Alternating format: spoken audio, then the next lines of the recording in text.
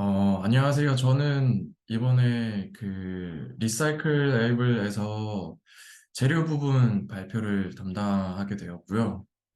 그 다음에 제가 하는 부분 같은 경우는 아무래도 그 재료에 대한 설명이나 거의 대부분이 재원 관련된 거였어가지고, 정보 전달이나 그 책 내용 자체를 번역해서 전달해 드리는 게 제일 나을 것 같아가지고, 일단은 그거에 초점을 맞춰서 준비를 했고요.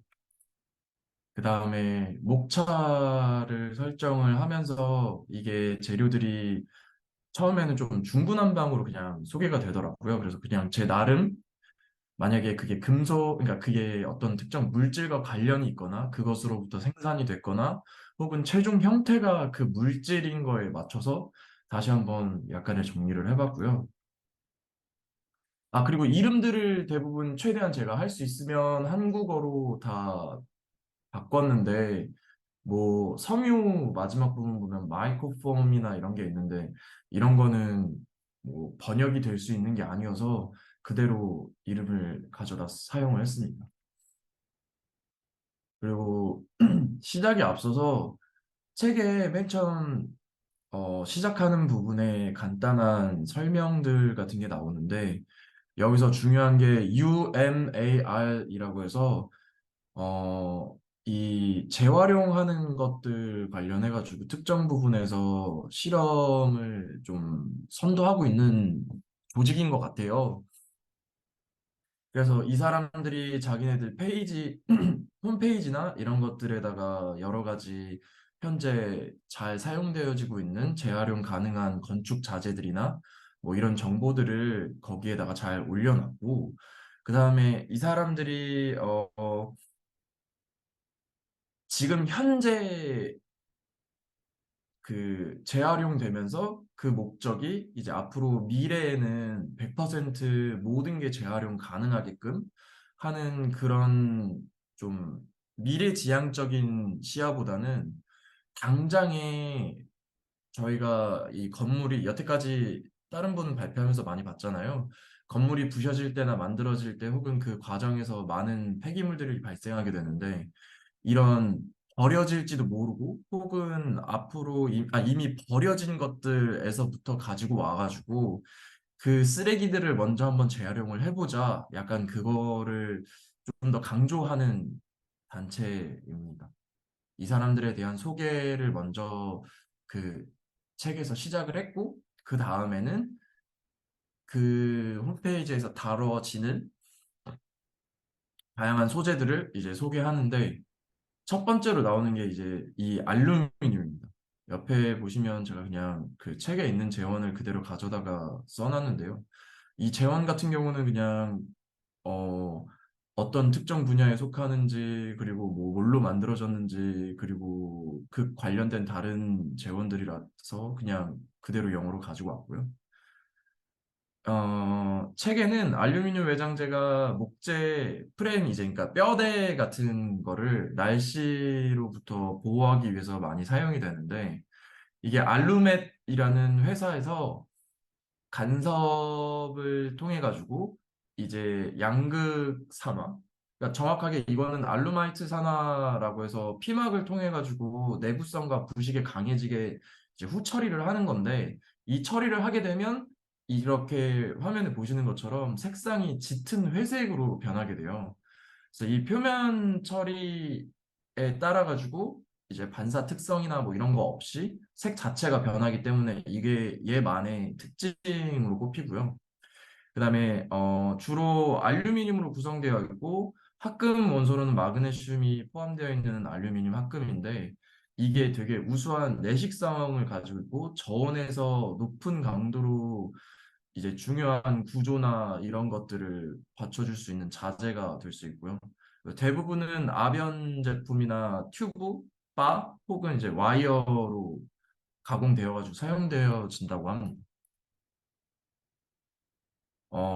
이거 같은 경우는 좀 번역하기가 좀 특히 어려웠던 부분인데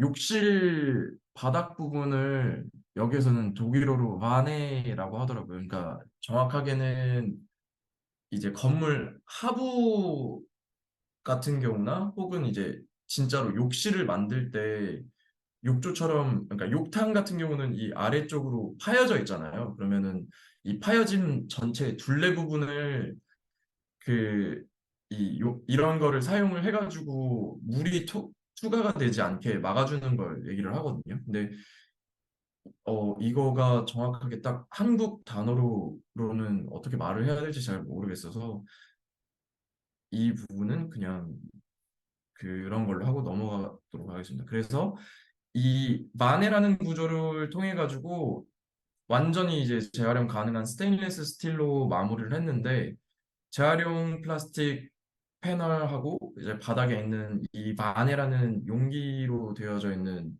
가장자리가 겹쳐지면서 수분들이 왔다 갔다 할 수 없게 완벽하게 건조한 상태로 밀봉을 하는데 거기에 이제 마지막 마무리로 바깥에다가 이 스테인리스 제품을 사용하게 됐습니다.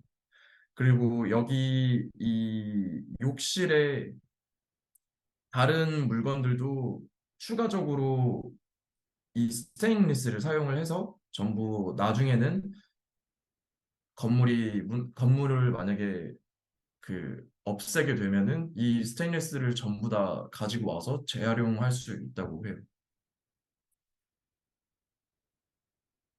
그 다음에는 구리가 연속으로 나오게 되는데 구리는 저희가 뭐 좀 대부분 잘 알고 있는 금속이잖아요. 근데 여기서는 어, 뭐 특정 용도로 사용되는 걸 얘기해 주진 않아가지고 그냥 책에 있는 내용을 그대로 말해드릴게요.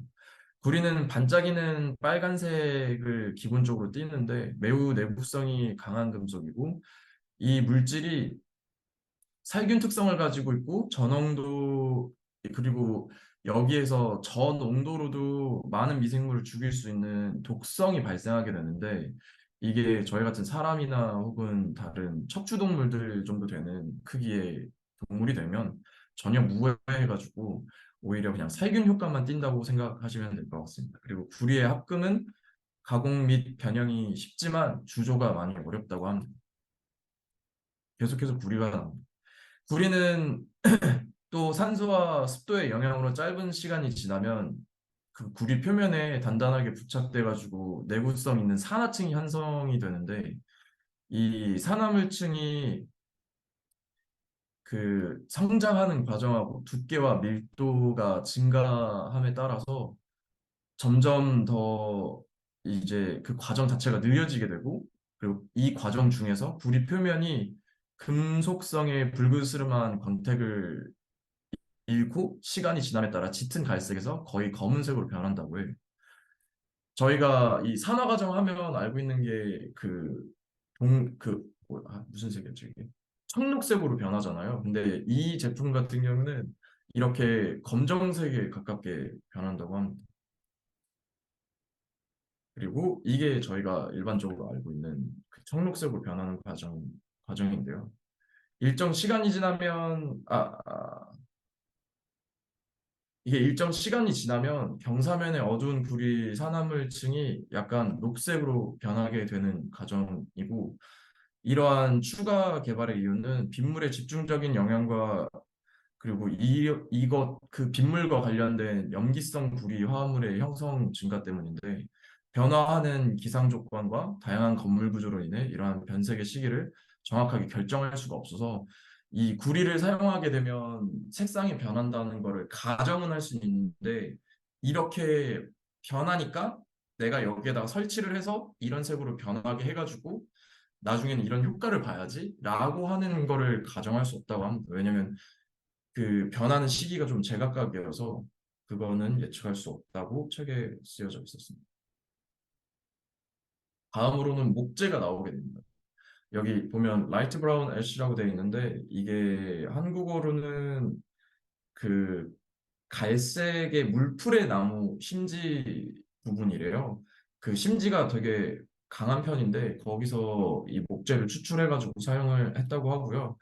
그다음에 카우프만 목공소에서 이 가구를 원목으로 해가지고 그러니까 이 원목으로 해가지고 가구를 만드는데 특별히 뭐 화학 접착제나 니스칠을 하지 않아도 이 심지가 워낙 강해서 그 단순히 그냥 직접 사용할 수 있고 후처리 없이 그리고 이걸로 만들 때는 못이나 나사 같은 그런 보정물 없이도 우리 한국 전통 한옥 같은 경우 보면은 그 나무끼리 끼워 맞추는 형식으로 해가지고 만들잖아요. 그래서 여기서도 이 나무는 그거에 적합해서 끼워 맞추기 형식으로 만든다고 합니다. 그리고 이 갈색 물풀의 나무는 올리브 나무과에 속하는데 탄력성이 매우 좋고 강도도 아주 좋고요. 그리고 보통은 널판지 형태로 이렇게 가공이 되어서 잘 사용되어지고 있다고 합니다. 이거는 한국어로는 은빛 전나무인데 이게 보통 유럽에 존재하는 침엽수고 어 600년 이상까지 살 수 있는 되게 그런 나무래요. 그리고 이 은 전나무는 쪼개지기가 쉽고 그다음에 습기에 강하고 수지가 없고 알칼리와 산에 상대적으로 이제 강한 편인데 그리고 이 나무 같은 경우도 앞에 말했던 그런 특징 덕분에 따로 후처리 없이 그냥 바로 이렇게 잘라가지고 사용할 수 있는 제품이라고 합니다. 제가 알고 있는 부분으로는 특히 목재 같은 경우는 어떤 특정 처리를 해야 되기 때문에 건축에서 사용되고 나면 나중에는 무조건 폐기물로 버려지는 걸로 저도 알고 있거든요. 근데 지금 앞에 말했던 두 나무 같은 경우는 그 나무 특성 자체가 좋고 그리고 이제 단단하고 하는 그런 게 있다 보니까 후처리 없이 사용할 수 있어서 나중에 다시 재사용을 할 수 있는 유형이라고 합니다. 이거는 대마에서 채취한 섬유를 이렇게 가공해가지고 건축에서 쓸 수 있게 한 건데요. 컴팩텍 컨소시엄인 오스트리아에 있는 그 스타트 회사인 나포로라는 회사에서 이 대마 섬유를 가지고 단열재로 쓸 수 있게 가공을 한 거고요. 그리고 이거는 나중에 완벽하게 다시 수거를 해서 퇴비로 만들어가지고 재사용을 할 수 있다고 합니다. 그리고 이 대마 같은 경우는 단열값이 매우 높아가지고 식물 특유의 그 규산염이 들어가 있으면 그 단열값이 높아진대요. 근데 그 비율이 상당히 높은 편이고, 그 다음에 이게 신기한 게 섬유임에도 불구하고 의외로 그 불에 좀 강한 편이라고 합니다.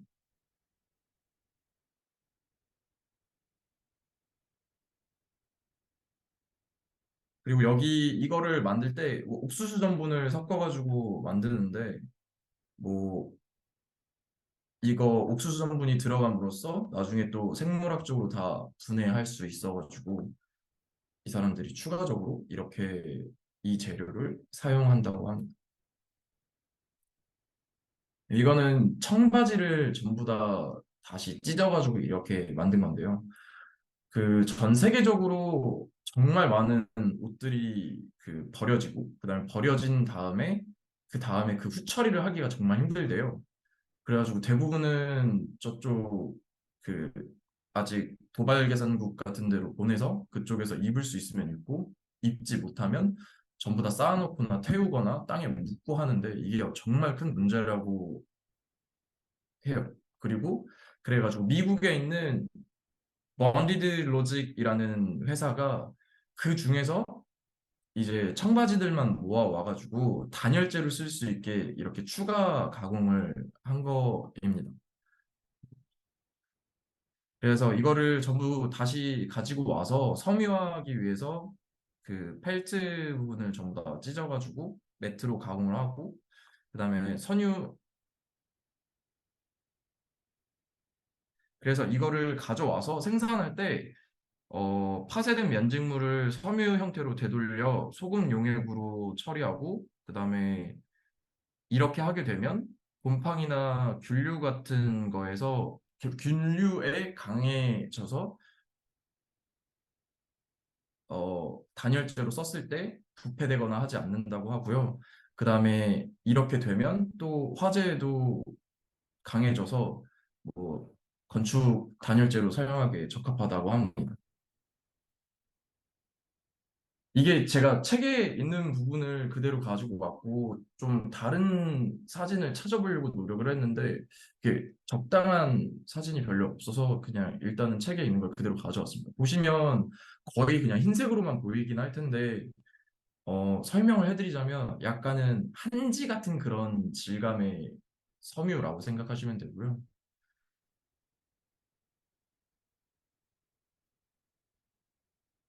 그래서 얘 같은 경우는 이 펠트 소재는 열과 냉기를 차단하는 기능이 있고 또 흡음 기능이 있어서 먼지 필터 역할을 하거나 혹은 이제 습기를 조절하거나 뭐 그런 어딘가에 들어가는 필터류로 좀 많이 사용이 된다고 합니다.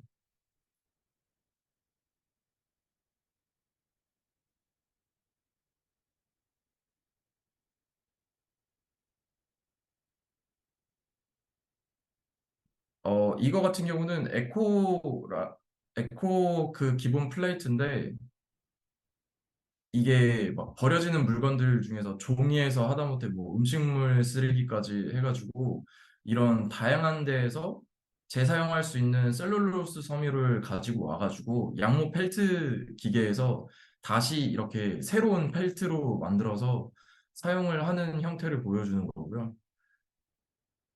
그리고 이게 생각보다 그런 폐기물들에서 그 셀룰로스를 가지고 와가지고 새로 만든 펠트임에도 되게 그 물이나 죄송해요. 말을 잘못했네요. 이게 가지고 와서 만드는데 또 되게 그 형성 과정이 어렵지가 않대요. 그래서 첨가제를 넣지 않고 딱 물이랑 열이랑 압력만으로 해가지고 이거를 만들 수 있어서 그 만드는데 발생하는 추가적인 그 폐기물이나 뭐 다른 오염이 없다고 합니다.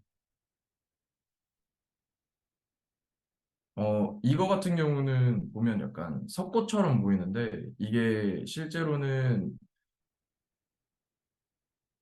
그 곰팡이 같은 거를 쓸게 해가지고 이런 판으로 다시 재형성하게 되는 거거든요.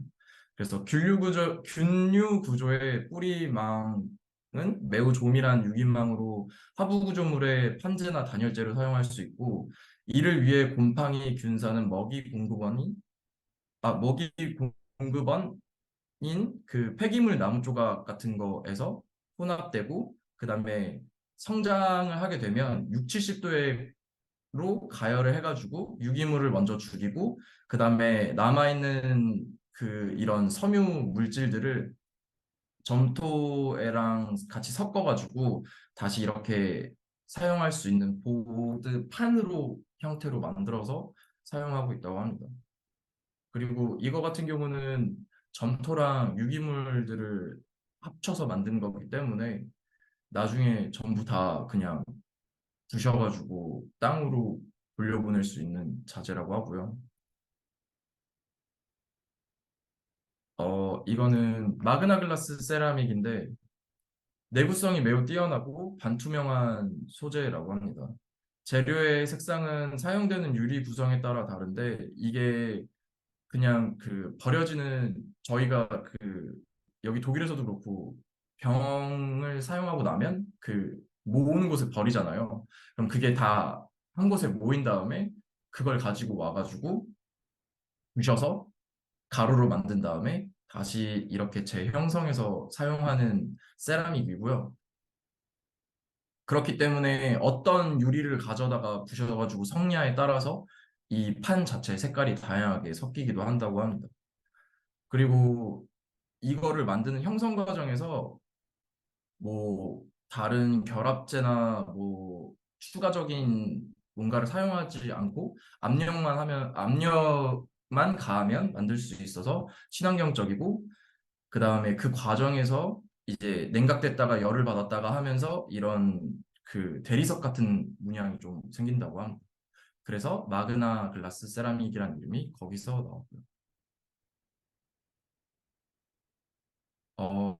이거는 저 리푸어라고 해서 그냥 이거 자체가 대명사가 될 정도로 유명한 회사의 제품인데 이게 이것도 버려진 그 유리들을 다 가지고 와가지고 다 가루로 다시 부신 다음에 그 가루를 만든 거를 약간 일정 형태 동그라미 조그만한 알갱이의 형태로 다시 이거를 그러니까 만든대요. 그래서 그 만든 거를 다시 판 형태로 굳혀가지고 만드는 패널인데 이 패널 자체가 흡음성이 정말 좋아가지고 그래서 그 음향 패널로나 혹은 흡음재로 사용을 하고 있다고 합니다.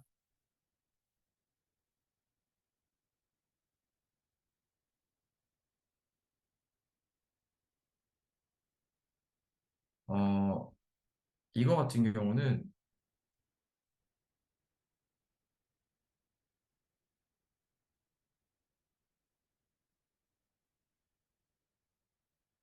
여기 회사에서 그 특정하게 만드는 제품들이 있는데 그 제품들이 만들어지는 곳 내부에다가 보강제로 사용을 하고 있다고 하는데요.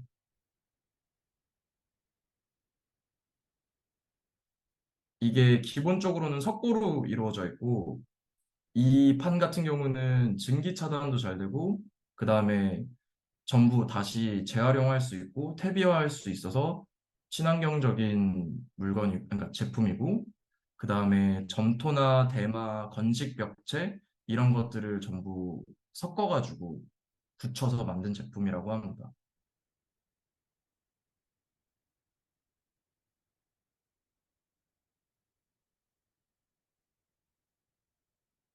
오, 오,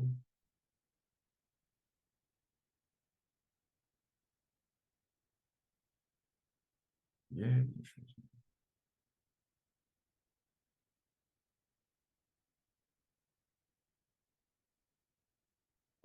이거 같은 경우는 이거 돌을 부셔가지고 이렇게 다시 그 뭐냐 섬유로 만든 거거든요. 그래서 유닛의 외벽은 불연성 단열재로 만들어져야 되는데 이거 그래가지고 이 돌로 만들어져 있는 섬유로 거기에 사용을 한다고 해요. 그래서 그 플룸 저 맨 위에 써져 있는 이름에 써져 있는 그 플룸 모르코 여기 회사가 100% 현지 그 스위스에서 가져올 수 그러니까 사용할 수 있는 원석을 가져다가 이 단열재를 만들게 되고요. 그다음에 이 앞면 단열보드 같은 경우는 돌로 이루어졌기 때문에 불연성, 발수성, 그다음에 확산 가능성 및 치수 안정성 이런 것들이 있어서 되게 사용하기 용이하다고 하고요.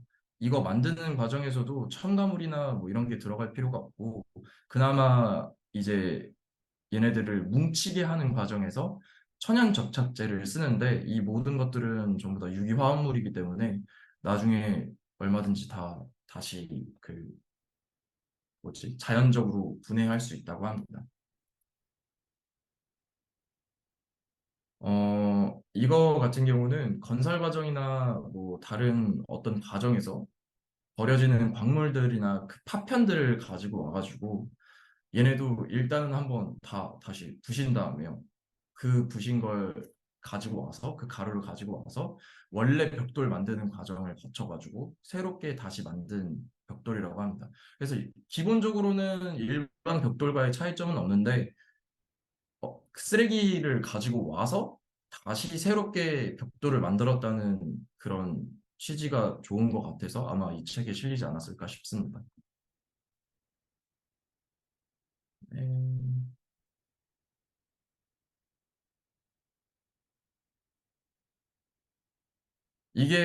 이거가 좀 특이한 케이스였는데 보기에는 이게 그냥 플라스틱이나 돌, 막 이런 것처럼 보이는데 만드는 과정이 좀 신기한 게 이게 보통은 재사용할 수 있는 작은 널빤지나 아니면 부엌의 작업대 윗부분 있잖아요. 그 윗부분을 뜯어다가 이렇게 다시 걔네들끼리 뭉쳐가지고 만드는 거라고 해요. 그래서 이게 그런 아무런 목재나 작업대 같은 거에서 뜯어와가지고 만들다 보니까 색상도 다양하고 형태도 되게 다양한데 이것도 그렇게 만들어지는 과정에서 대리함처럼 모양이 새로 생성이 된다고 하고요. 그리고 여기에 나무만 섞여 있는 게 아니라 고밀도의 폴리에틸렌, 그러니까 플라스틱 같은 것들이 섞여지면서 반투명한, 반투명해진다고 하고요. 그리고 이 재료 같은 경우는 매우 단단하고 밀도가 높고, 그 다음에 내구성이 우수하고 스크래치의 저항성이 되게 좋아서 시트로도 많이 쓰인다고 합니다. 그리고 100% 방수여서 어딘가에다가 그 덧씌우는 역할로 많이 사용을 한다고 합니다.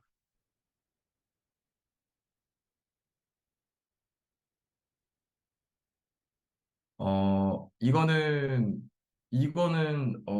설명하기가 좀 많이 힘든 그런 재료인데 건물 전면부에 있는 밀봉 프로파일로 이제 주로 사용이 되고요. 열 가소성 엘라스토모로 이루어져 있고, 그러니까 풀어서 얘기하자면 사실 얘네들도 전부 다 그냥 플라스틱을 통해서 생성이 된 거고요. 그다음에 이 제품 같은 경우는 노화하는 거나 풍화에 되게 강하고 안정성이 우수합니다. 그리고 작업하기가 매우 용이합니다. 왜냐면 보시는 것처럼 얼마든지 쉽게 구부리거나 뭐 이렇게 자르거나 하는 게 되게 쉬워서 그 건물 만들 때 수분이 통과하면 이제 단열재 곰팡이가 필 수도 있고 혹은 다른 걸 부식을 만든다거나 뭐 할 수 있기 때문에 그 중간 부분에 공기나 이제 수분이 통과하지 못하게 실링으로 사용하는 제품들이거든요. 그래서 특히나 이런 제품들은 그 창 만들 때 창 사이에 넣는 경우가 되게 많고, 그리고 이 제품들도 그렇게 사용되고 있다고 합니다.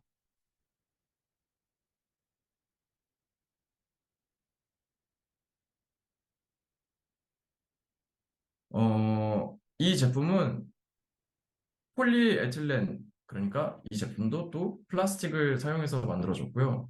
이 제품도 수증기를 차단하기 위해서 한쪽 면이 거친 표면을 가지고 있고, 그 다음에 건축 자재는 반투명한 상태인데 저온에서 유연한 편이고, 그다음에 역청과 호환될 수 있고 노화에 강합니다. 그리고 이 제품은 친환경 건축 자재로 등록되어 있는데 이게 역청과 호환될 수 있다는 게 그 건설을 할 때 방금 말해드렸던 것처럼 수분이 왔다 갔다 하는 게 제일 위험하거든요. 그래서 그걸 막기 위해서 역청으로 맨 처음에 한번 깔아주고 그 다음에 그 위에다가 그 뭐야 외부 마감재들을 놓게 되는데 그 제품 그러니까 역청보다는 이게 훨씬 더 친환경적으로 만들어져가지고 이거를 사용해서 그 수분이 왔다 갔다 하지 못하는 그런 밀폐되는 상태를 만들어준다고 해요.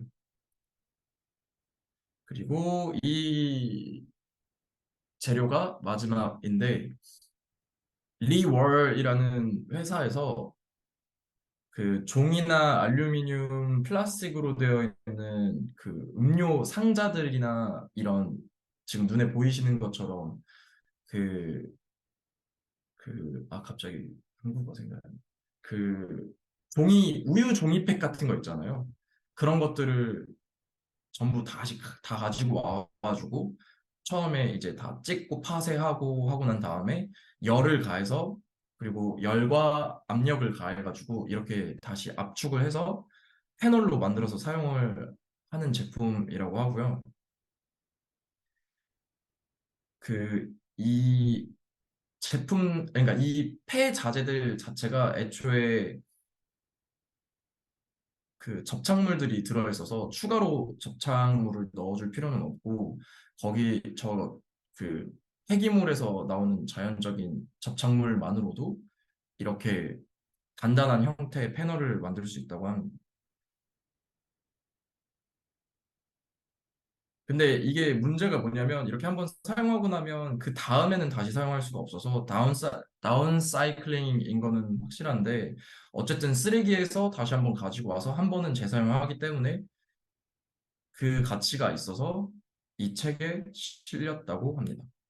그리고 이 패널 소재 자체는 내구성이 강하고 습기에 강하고 그다음에 휘발성 유기화합물을 포함하고 있지 않아서 또 친환경적이라고 합니다.